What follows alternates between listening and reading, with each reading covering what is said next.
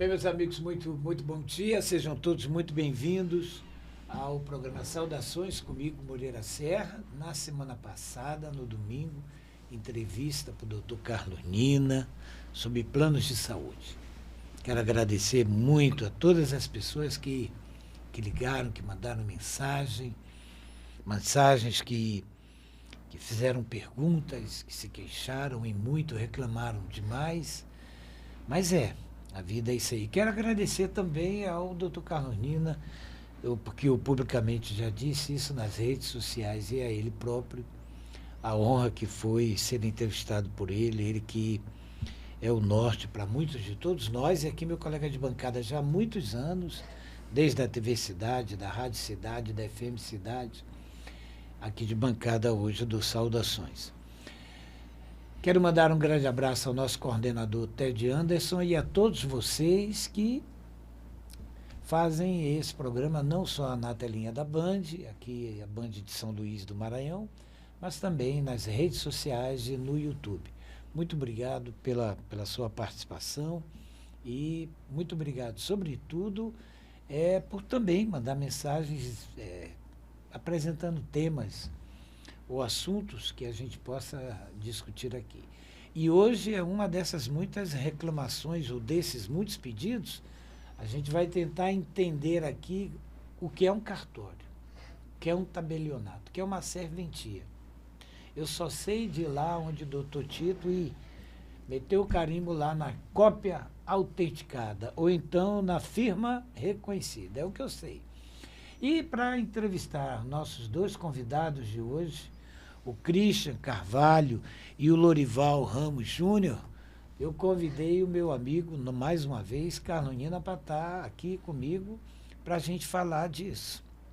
Falar de cartório, de procuração, de todos esses assuntos que todo mundo chega nesses locais, digamos assim, que hoje até estão nos shoppings. Aonde você vai em shopping hoje, tem cartório, tabelionato, serventia, tudinho. E a gente vai conversar com vocês dois. Doutor Carlos Nina, faça, por favor, as apresentações aqui e dê as boas-vindas aos nossos dois convidados de hoje. Sejam bem-vindos e vamos fazer com a apresentação aquilo que nós temos feito normalmente, que é deixar que cada um dos nossos entrevistados se apresente. Por favor, o Christian. Olá a todos, meu nome é Christian Diniz Carvalho. Eu sou tabelião do substituto do 2º Tabelionato de Protesto, superintendente do Instituto de Estudos de Protesto do Brasil, na seção Maranhão, e coordenador do serviço Semprote Maranhão. Sou graduado, minha primeira graduação é em computação. Em seguida, segui para o mestrado, segui para o doutorado, fiz direito, fiz especialização e, em paralelo, sempre acompanhando desde 2010 a substituição da atividade notarial e registral. Inicialmente, nós começamos no município de Tuntum, fruto do primeiro concurso que aconteceu no estado do Maranhão, onde fomos agraciados por escolher sair de paraibano a fixar-se no município de Tuntum, lá exercendo as atribuições de notas, tabelionato de protesto e registro de imóveis, e em 2003, em função do outro concurso de cartório, solicitamos a remoção e atualmente ocupamos o 2º tabelionato de protesto de São Luís. Muito obrigado. O Lorival, por favor. Primeiramente, agradeço o convite, a honra de estar aqui com vocês dois. E eu sou Lorival Ramos Júnior, tá? Eu trabalhei muito tempo, mais de 10 anos na corregedoria, na assessoria especial lá da corregedoria daqui do Tribunal de Justiça do Maranhão, de 2008 a 2020, quando eu saí. Meu último trabalho foi o Paulo Velter, para sair para assumir o cartório Sucupira do Riachão. Tá? Fiz especialização também, fiz 2 especializações em Direito Notarial e Registral, fiz vários artigos publicados e tive um desses artigos, fui agraciado, tive a honra de sair em 2 decisões do STJ, que foi sobre procuração em causa própria, e atualmente só continuar o trabalho no cartório e escrevendo. Muito bem. Nós vamos então, Moreira, começar com o Christian perguntando sobre o cartório. O que é um cartório? As pessoas falam em cartório, em serventia, como colocou o Moreira, Quem é da área conhece, nem todos, aliás, nem todo mundo que é da área conhece, mas, por favor, uns esclarecimentos para os nossos telespectadores. O que é um cartório? Mestre, você começou por uma pergunta muito feliz. Nós estávamos comentando um pouco antes de iniciar o nosso programa que muita gente se dirige ao cartório, vai para o cartório para fazer o registro de nascimento, vai para registrar um óbito, vai para fazer uma transferência de um veículo, vai para fazer a recuperação de um crédito, mas, normalmente, a comunidade, a sociedade em geral, ela não sabe diferenciar um cartório de uma atribuição de outra. Ou, muitas vezes, ela entende a importância, a segurança jurídica, mas ela não compreende as especificidades da particularidade de uma atribuição para outra. O cartório extrajudicial, cartório ou serventia extrajudicial, como hoje se convencionou-se a chamar, é um braço do poder judiciário.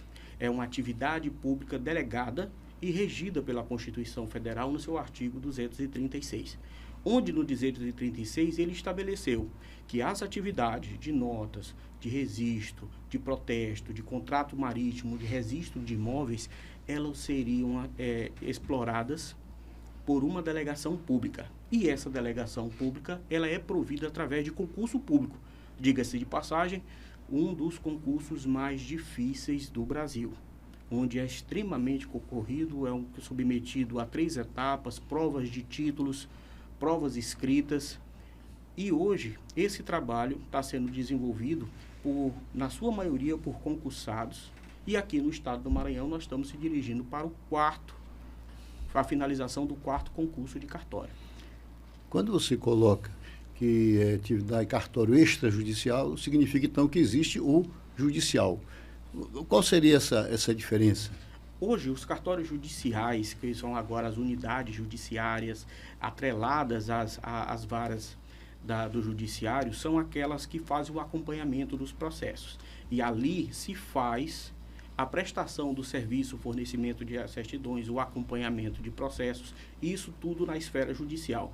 Quando você vem para a área extrajudicial, que foi o poder que foi delegado pelo poder público aos serventuários, você vai fazer o registro de nascimento, você vai fazer um óbito, você vai registrar o seu imóvel, você vai passar uma procuração, você vai fazer a escritura do seu imóvel e várias outras atribuições que foram e continuam sendo delegadas no sentido da desjudicialização. Então, a ideia do judiciário, do poder público em fazer isso, foi criar uma estrutura, braço do judiciário, para delegar aquilo que o judiciário não poderia ou não queria mais fazer. E chamou isso aí de atividade extrajudicial ou atividade cartorária. Ou seja, essas judiciais são aquelas hoje chamadas de secretarias. É a Secretaria das Varas. Das varas judiciais. Bom, então no extrajudicial, é claro que numa cidade, num município menor, esse cartório, essa atividade extrajudicial vai ser concentrada no cartório, que, salvo engano, é o caso do Lorival. Isso. Mas numa cidade maior, como São Luís, por exemplo, essas atividades elas são distribuídas de que forma? E quais são os cartórios que nós temos hoje, por exemplo, em São Luís? Mestre, quando a gente tem uma quantidade maior de habitantes, quando nós temos um território maior, nós precisamos dividir os cartórios por área de especialidade. Aqui em São Luís, nós não temos um ofício único, ou nós não temos acumulação de atribuições, como acontece, por exemplo, no cartório de Sucupira de Riachão, e vários outros cartórios onde existe a figura do ofício único, ou existe a figura do primeiro ofício, do segundo ofício, ou até mesmo terceiro e quarto ofício, como acontece em Bacabal. Aqui, uma cidade que contempla mais de 1 milhão de habitantes, nós temos 4 registros de imóveis, nós temos 2 tabelionatos de protesto puro, isso tudo que eu vou falar é cartórios puros. Nós temos 8 atribuições de notas, nós temos 5 registros de civil de pessoas naturais, não é isso? Então, o registro de pessoa natural é aquele em que faz o registro de nascimento das pessoas. O registro civil de pessoa natural é onde a gente começa e onde a gente termina. O nascimento, o falecimento, inclusive o casamento também. Perfeitamente. Bom, Aí, o de protesto específico, né, de protesto. E esse outro de notas, quais são os registros feitos nesse de notas, de modo geral? No tabelionato de notas é onde, como o próprio Moreira falou, você vai fazer o reconhecimento de firma, você vai emitir uma procuração, você vai fazer uma escritura. E diga-se de passagem, com a modernidade, hoje o tabelionato de notas também está integrando vários serviços de forma digital. Um exemplo disso é um certificado exclusivo do tabelionato de notas que se chama e-notariado.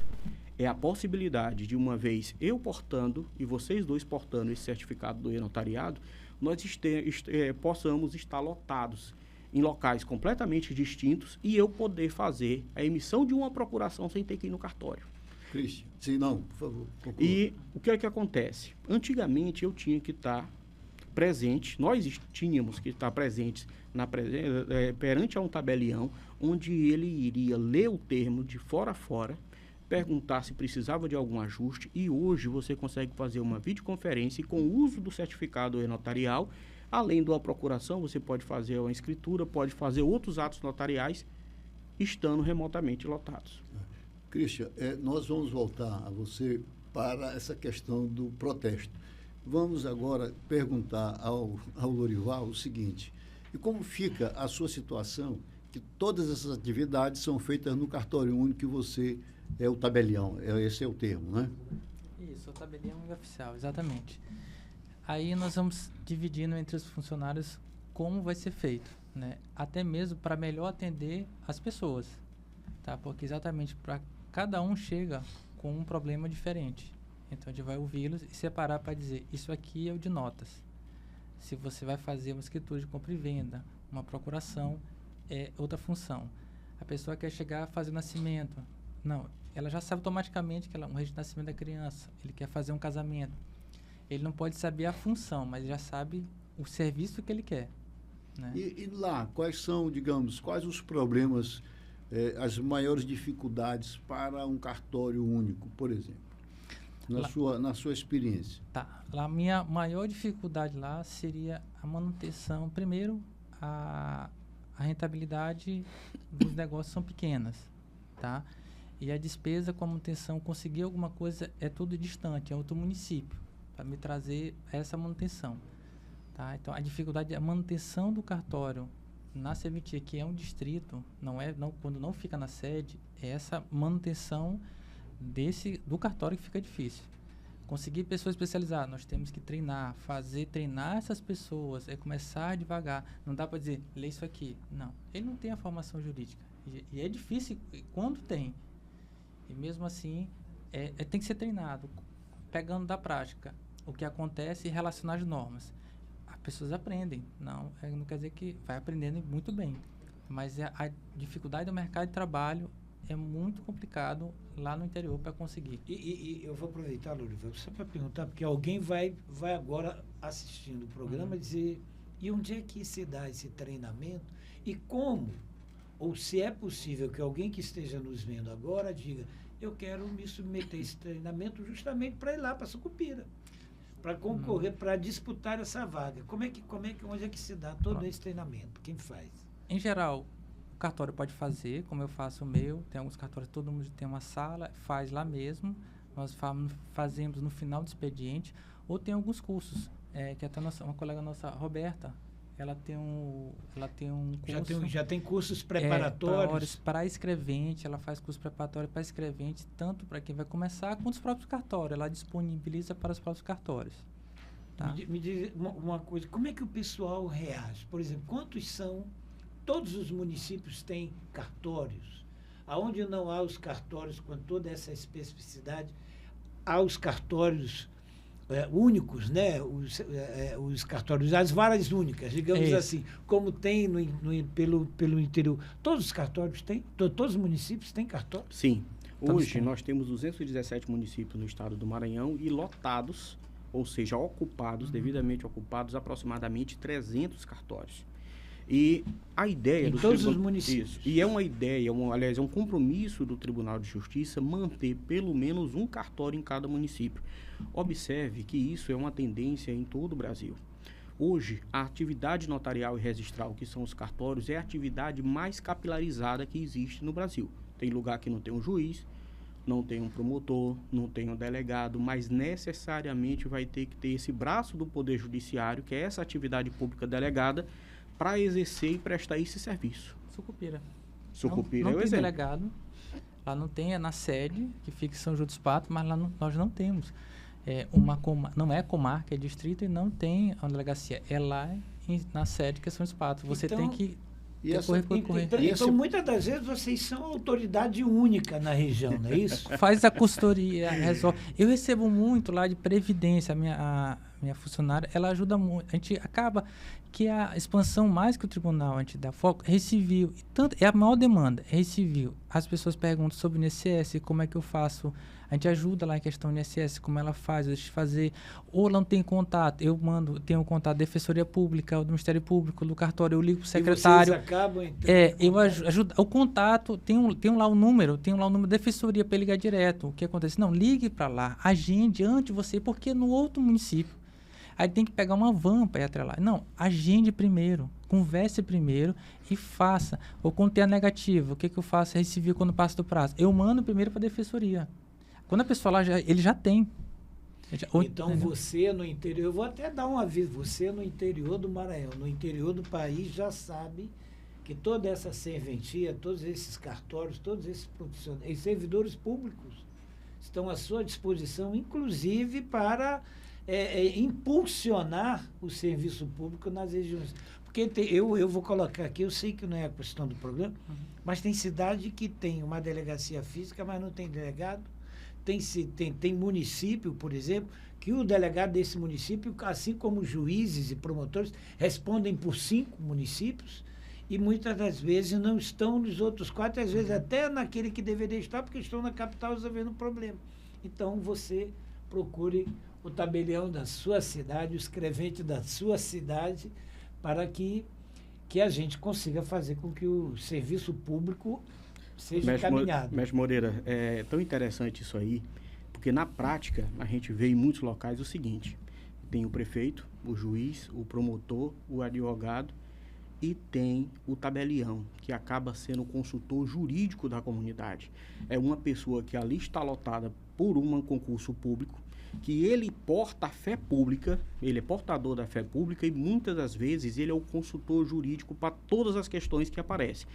Vou me consultar num cidadão que é desinteressado, mas que tem um conhecimento especializado que pode me conduzir a tomar a minha melhor decisão.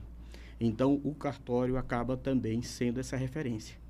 Depende também do titular, né? Porque às vezes nem sempre a pessoa ou não tem tempo pelo volume, ou mesmo entende que aquela não é a sua função, né?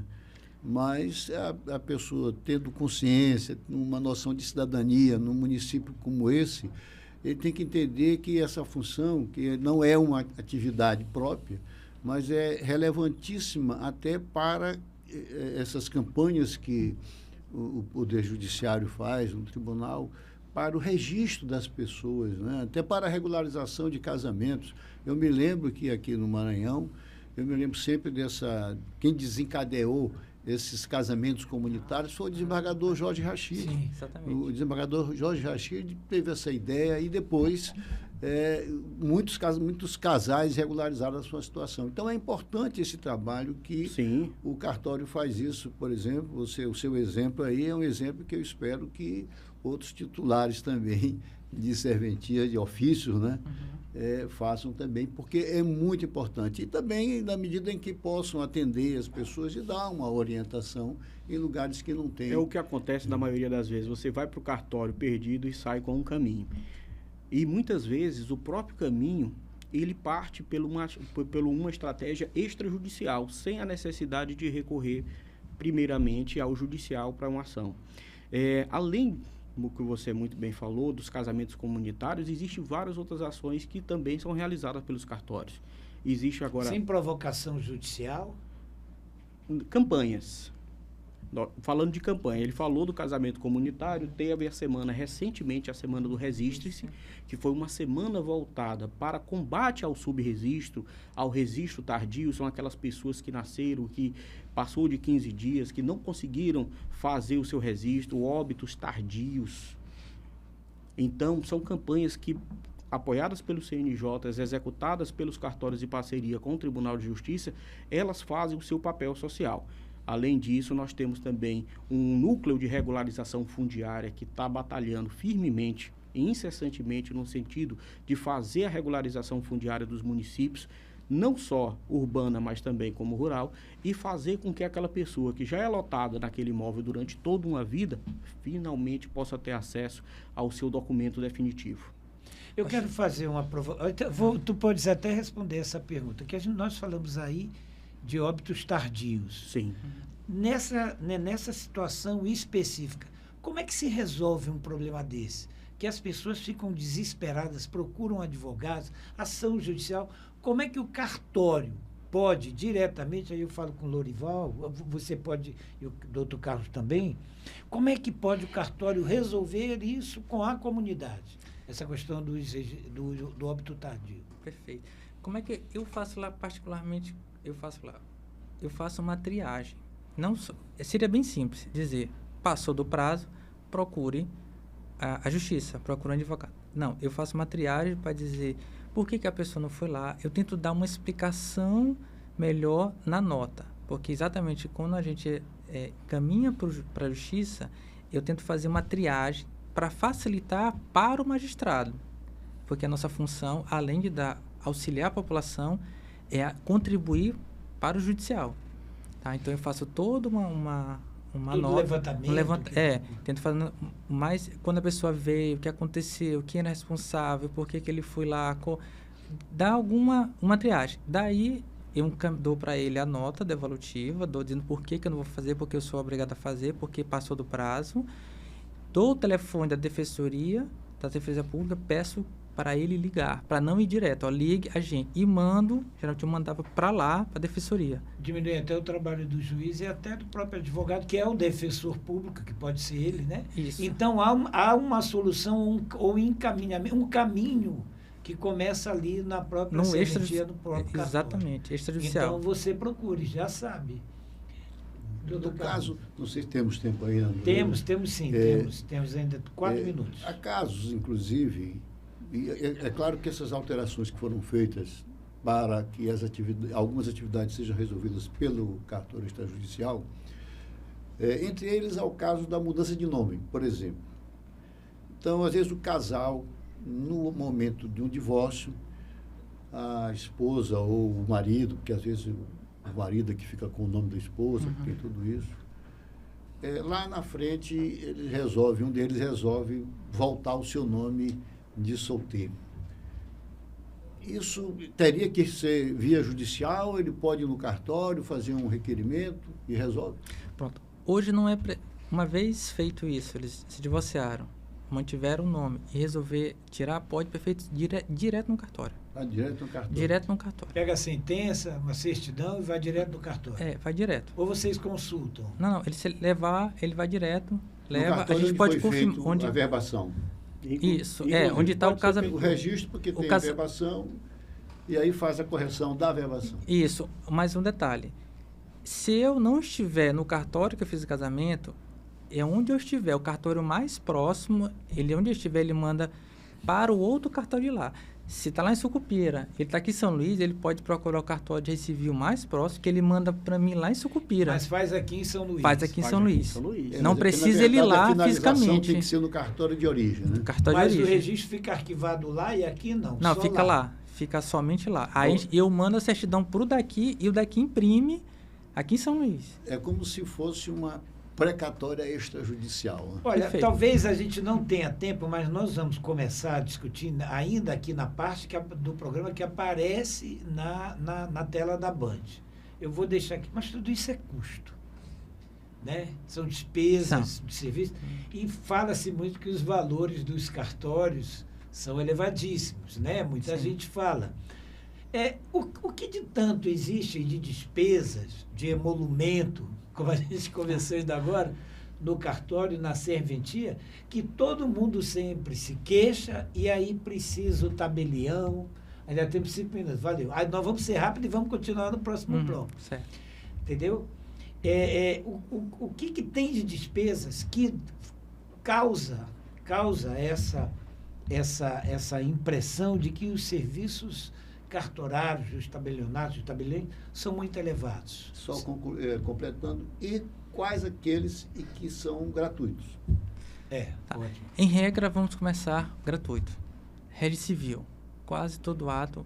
Nascimento, primeiro registro, não importa se você é rico ou pobre. Óbito, não importa se você é rico ou pobre.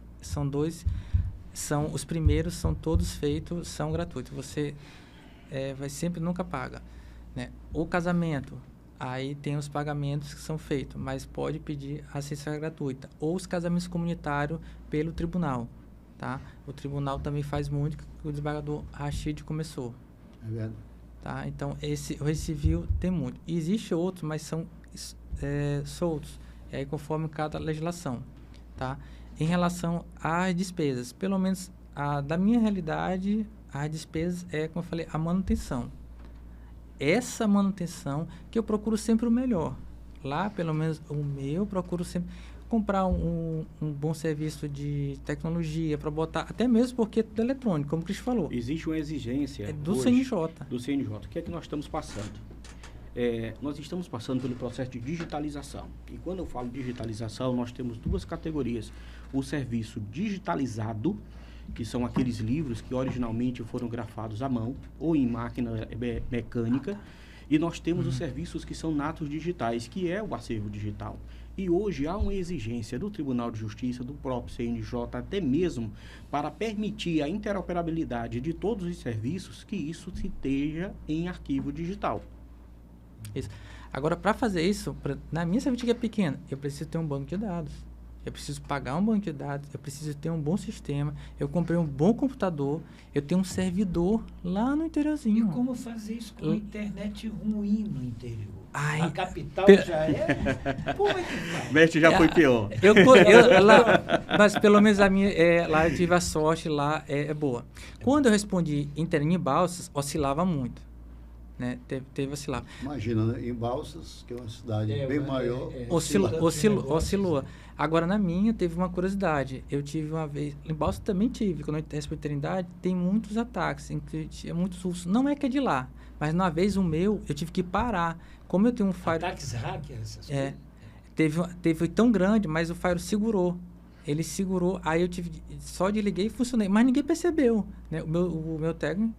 Genivaldo me ligou, tá acontecendo isso, mas tá bloqueado, tá tudinho aí. Mas o cliente nem percebeu. Foi uma coisa, mexeu, foi uma coisa incrível. Mas qual o objetivo, aí vamos fazer qual o objetivo desses ataques? Modificar a estrutura de dados, escritura pública? Vamos lá, sequestro de dados. É o que a gente chama de ransomware hoje. Sim. Então, o que é que acontece? Você tem sua base de cadastro, seu banco de dados, seus clientes, suas petições de uma vida inteira.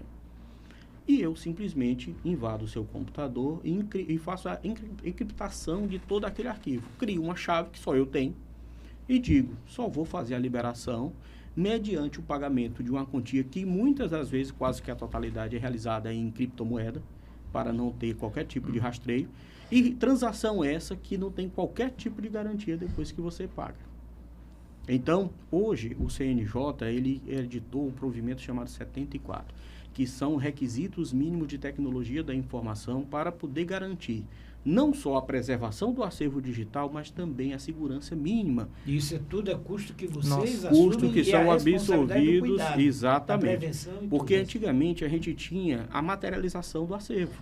E a gente sabe que a gente tem livros de 100 anos, de 200 anos, de 500 anos, mas você não viu ainda uma mídia digital de 100 anos, viu? Porque há 100 anos atrás não existia mídia digital. E a gente tem que estar esse cuidado, porque o registro público ele é perpétuo. Precisa ser perpétuo. E por isso, esse custo operacional, que não é nada barato, a gente precisa preservar e nós somos fiscalizados pelo próprio Poder Judiciário quanto à sua conformidade. Ministro, a gente vai continuar realmente em cima, eu dei uma olhada, peço desculpa para todo mundo, Bem, obrigado pela participação nessa primeira etapa do programa, nesse primeiro bloco. Doutor Carolina, Christian, Lorival, Paula, Ian, Clícia, muito obrigado. Até a próxima semana.